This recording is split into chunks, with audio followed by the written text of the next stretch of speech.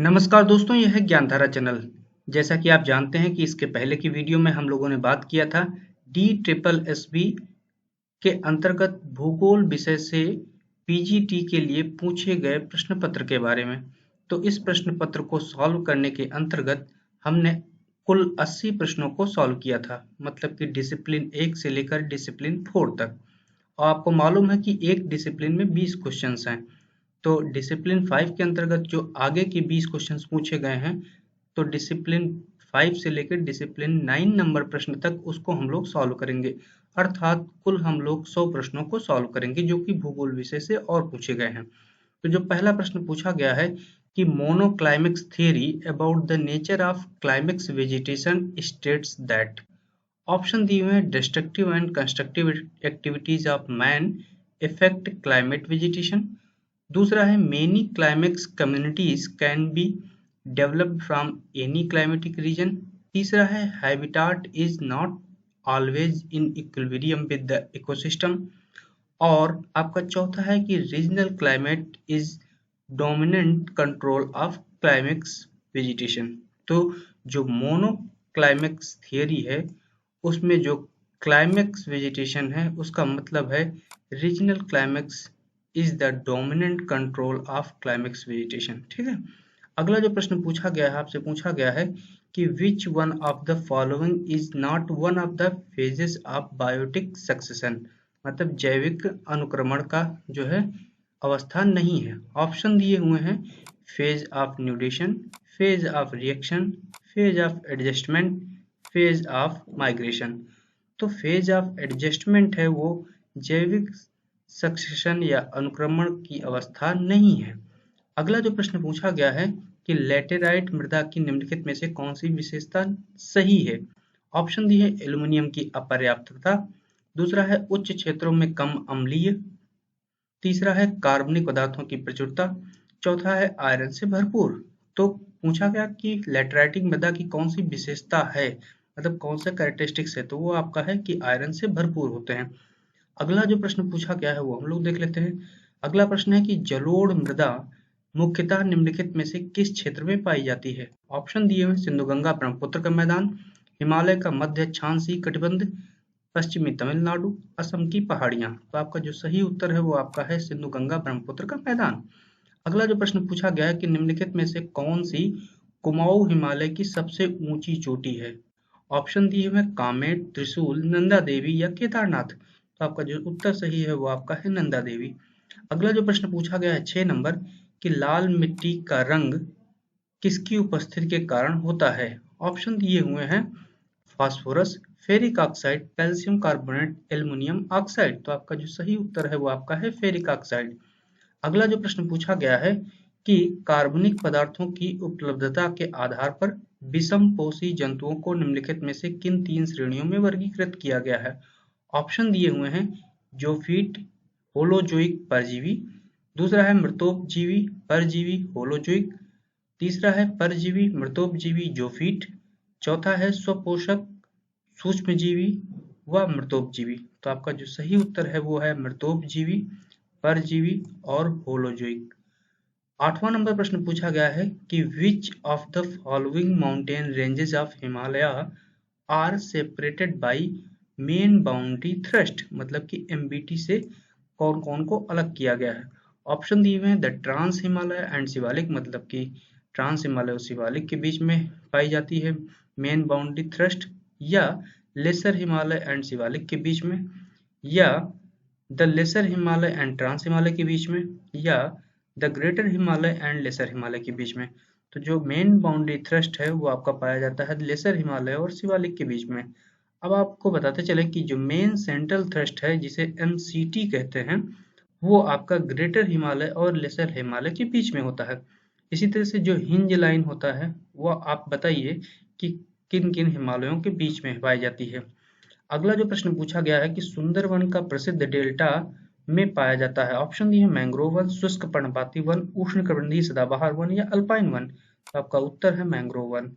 अगला जो प्रश्न पूछा गया है कि पश्चिमी घाट में जोग फॉल्स किस नदी पर एक झरना है। ऑप्शन दिए हुए हैं गोदावरी, पेरियार, कृष्णा, शेरावती। तो आपका जो सही उत्तर है वो आपका है शेरावती।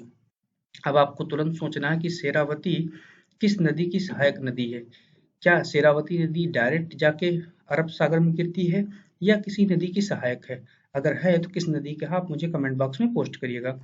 अगला जो प्रश्न पूछा गया है कि रामसर कन्वेंशन नामक एक अंतर सरकारी संधि किस पर आधारित है?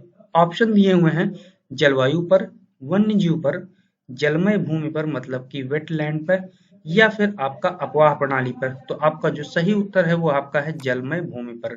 ठीक है। अगला जो प्रश्न पूछा गया है 12 नंबर कि भारत के शीत मरुस्थल के बारे में निम्नलिखित में से कौन सा अभिकथन सही नहीं है, मतलब कौन सा स्टेटमेंट इंडिया के कोल्ड डेजर्ट के बारे में सही नहीं है। ऑप्शन दिया हुआ कि यह दक्षिण में जस्कर पर्वत से घिरा हुआ है, यह हिमालय पर्वत की वृष्टि छाया क्षेत्र से में स्थित है, सिंधु नदी इस क्षेत्र से होकर बहती है, इस क्षेत्र में लवण झीलों की विशाल विविधता है। तो इस क्षेत्र में लवण झीलों की विशाल विविधता है, ये स्टेटमेंट पूरी तरह से गलत है।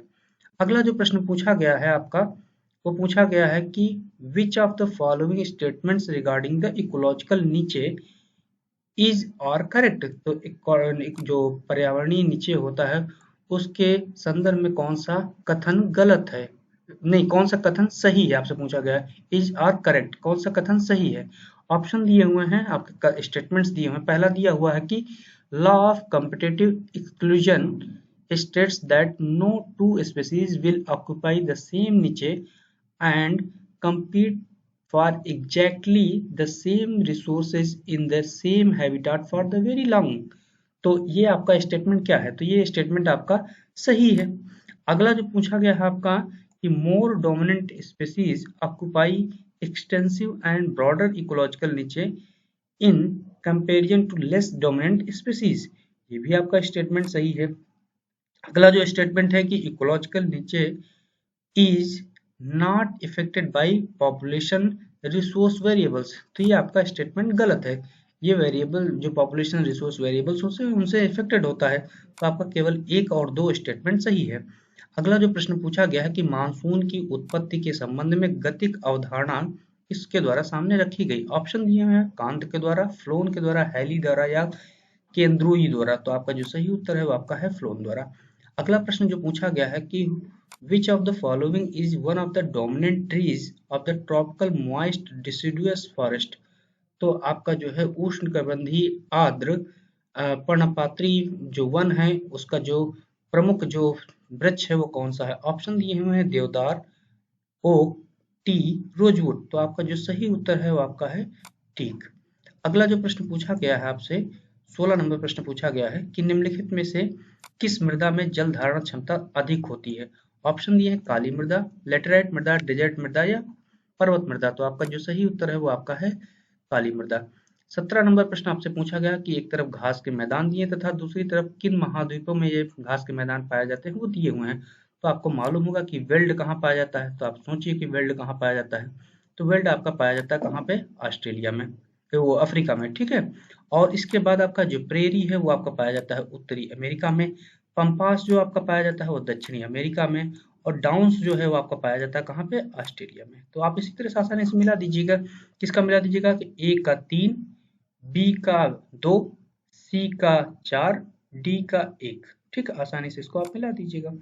अगला जो प्रश्न पूछा गया है, अगला प्रश्न है कि जीव मंडल या बायोस्फीयर में निम्नलिखित में से कौन से घटक शामिल हैं। ऑप्शन दिए कार्बनिक घटक, अजैविक घटक, ऊर्जा घटक। तो ये तीनों घटक शामिल हैं, मतलब कि आपका 1 2 3 4 3 सही हो जाएगा। ठीक है। अगला जो प्रश्न पूछा गया कि अंडमान तथा निकोबार द्वीप समूह किसके द्वारा अलग किए गए। ऑप्शन दिए रेडक्लिफ रेखा द्वारा, डूरंट रेखा द्वारा, 10 डिग्री चैनल द्वारा, 8 डिग्री चैनल द्वारा। आपका जो सही उत्तर है वो आपका है 10 डिग्री चैनल द्वारा। ठीक है। अब डूरंट रेखा जो है वो भारत और अफगानिस्तान के बीच में है। रेडक्लिफ रेखा जो है वो आपकी किसके बीच में है, आप सोचिए किसके बीच में है। आप मुझे कमेंट बॉक्स में पोस्ट करिएगा। इसी तरह से 8 डिग्री चैनल किसके बीच में है वो भी आप सोचिएगा और उसको स्मृत करने का प्रयास करिएगा। अगला जो प्रश्न पूछा गया है 20 नंबर कि भाखड़ा बांध किस नदी पर स्थित है। ऑप्शन दिए हैं गोमती, घग्गर, चंबल या सतलज। तो आपका जो सही उत्तर है वो आपका है सतलज। तो आपने देखा कि डिसिप्लिन 5 के अंतर्गत जो 20 क्वेश्चन थे हमने सॉल्व कर लिए। अब डिसिप्लिन 6 के अंतर्गत हम लोग अगले जो 20 क्वेश्चन उनको सॉल्व करते हैं। तो अगला जो प्रश्न पूछा गया है कि which branch of agriculture deals with the cultivation of fruits, vegetables and ornamental plants. Option दिए हैं हर्टिकल्चर, एपीकल्चर, सेरीकल्चर या मैरीकल्चर। तो आपका जो सही उत्तर है वो है आपका हर्टिकल्चर या आपका बागवानी। तो बागवानी के अंतर्गत क्या है, फलों की, सब्जियों की और ये जो ऑर्नामेंटल प्लांट्स होते हैं इनकी जो है खेती की जाती है।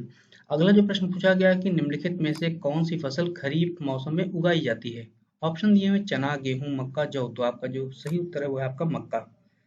अगला जो प्रश्न पूछा गया है कि निम्नलिखित में से किस देश में विश्व का सबसे बड़ा रेल नेटवर्क है। ऑप्शन दिए हैं चीन, भारत, रूस तथा संयुक्त राज्य अमेरिका। तो आपका जो सही उत्तर है वो आपका है संयुक्त राज्य अमेरिका। अगला जो प्रश्न पूछा गया है 4 नंबर कि भारत का एकमात्र नदी तट प्रमुख बंदरगाह है।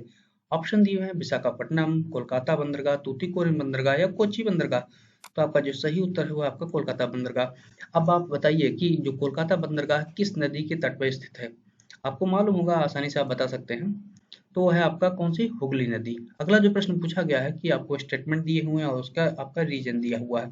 तो स्टेटमेंट है कि the upper air low pressure westerly jets streams cause no changes in general weather.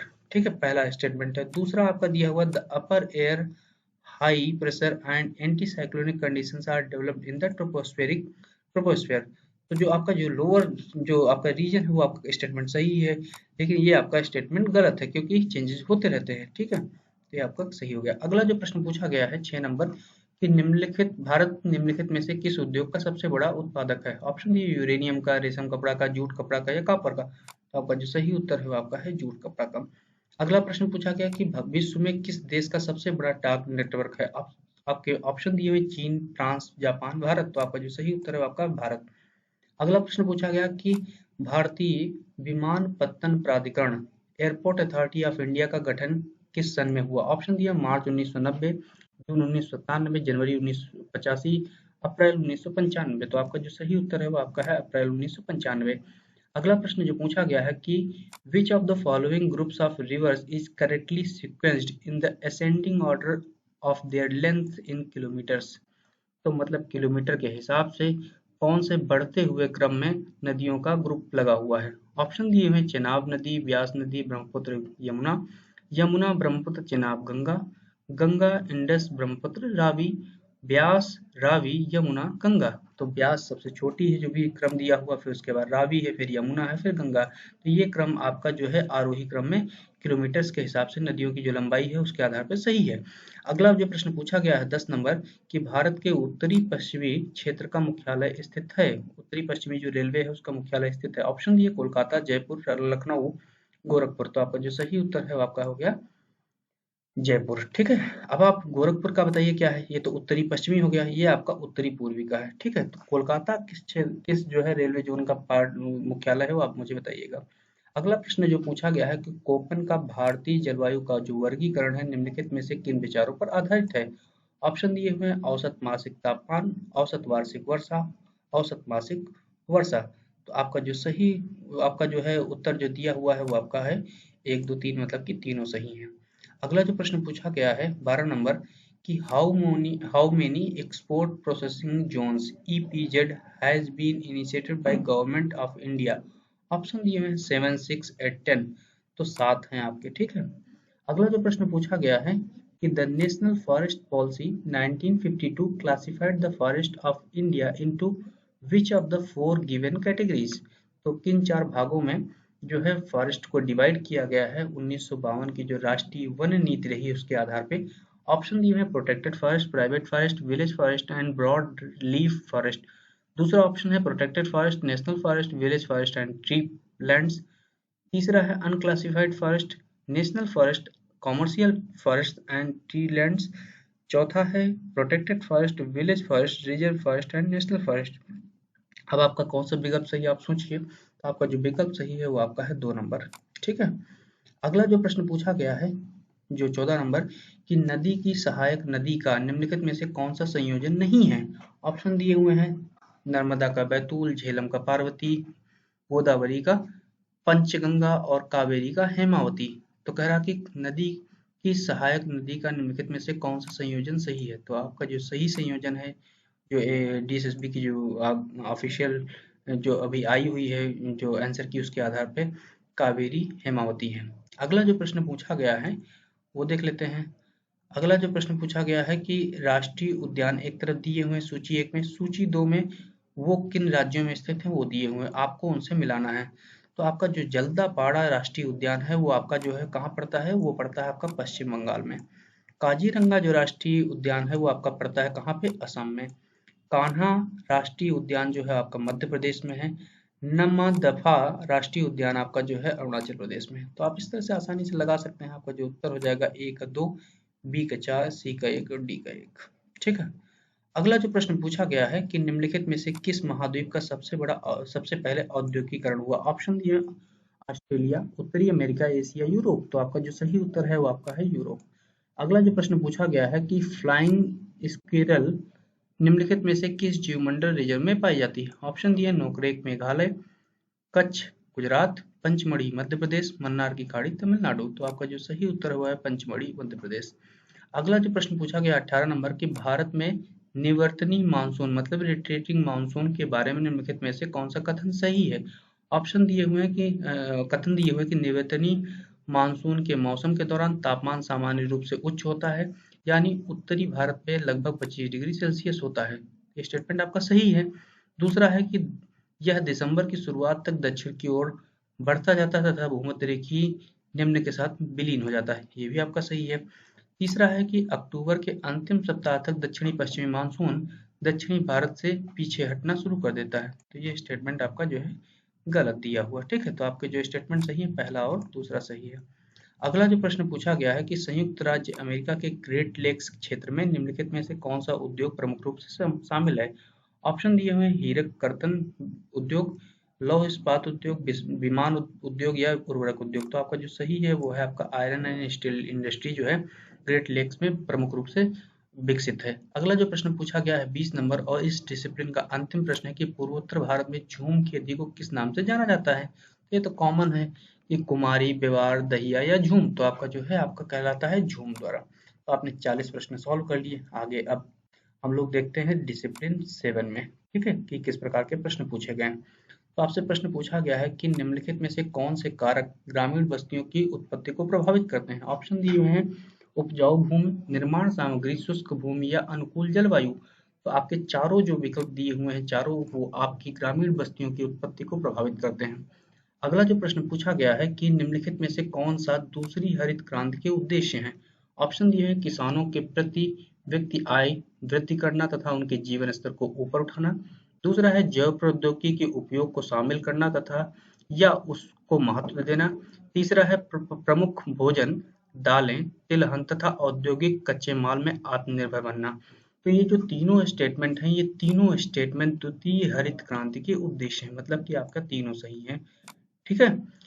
अगला जो प्रश्न पूछा गया है वो पूछा गया है आपसे, क्या है आप देख लेते हैं। अगला प्रश्न है कि एक तरफ जो है आपका रूट दिया हुआ है, दूसरी तरफ राष्ट्रीय राजमार्ग दिए हुए हैं और इसको आपको क्या करना है, मिलाना है। तो आप देख लीजिए इसको ध्यान से और थोड़ा इसको छोटा कर लेते हैं तो आपको समझ में आ जाएगा। तो आपको क्या करना है, मिलाना है। ठीक है, तो जोरहट शिलांग जो राष्ट्रीय राजमार्ग है वो आपका NH6 है। ठीक है, इसी तरह से आपका जो उत्तर प्रदेश पश्चिम बंगाल का जो राजमार्ग है वो आपका NH31 है। इसी तरह से श्रीनगर कन्याकुमारी जो राष्ट्रीय राजमार्ग है वो NH44 है। इसी तरह से बामनबोर नागपुर जो राष्ट्रीय राजमार्ग है वो आपका NH47 है। ठीक है, आप इस तरह से आसानी से मिला दीजिएगा। ठीक है, अब उसके बाद हम लोग अगला प्रश्न देख लेते हैं क्या है। अगला जो प्रश्न पूछा गया है वो आपका पूछा गया है कि in economic structures the quarterly sector activities includes which of the following. आपके विकल्प दिए हैं goods and services, agriculture, manufacturing या रिसर्च एंड इंफॉर्मेशन। तो जो चतुर्थक क्रियाओं के अंतर्गत आता है वो आपका आता है शोध और सूचनाएं। ठीक है, अगला जो प्रश्न पूछा गया है कि regressive population when plotted on graph produce a. Option दिए हुए हैं broad base pyramid, convex pyramid, regular tempering pyramid और नैरो बेस पिरामिड। तो आपका जो सही उत्तर है वो आपका है नैरो बेस पिरामिड। अगला जो प्रश्न पूछा गया है आपका कि 2016 के यूएनओ अनुमानों के अनुसार निम्नलिखित में से देशों का कौन सा समूह उनकी जनसंख्या के आरोही क्रम में सही ढंग से अनुक्रमित है? ऑप्शन दिए हुए हैं बांग्लादेश, रूस, चीन, संयुक्त राज्य अमेरिका, इंडोनेशिया, संयुक्त राज्य अमेरिका, भारत, चीन, संयुक्त राज्य अमेरिका, रूस, चीन, भारत, ब्राजील, इंडोनेशिया, बांग्लादेश, चीन।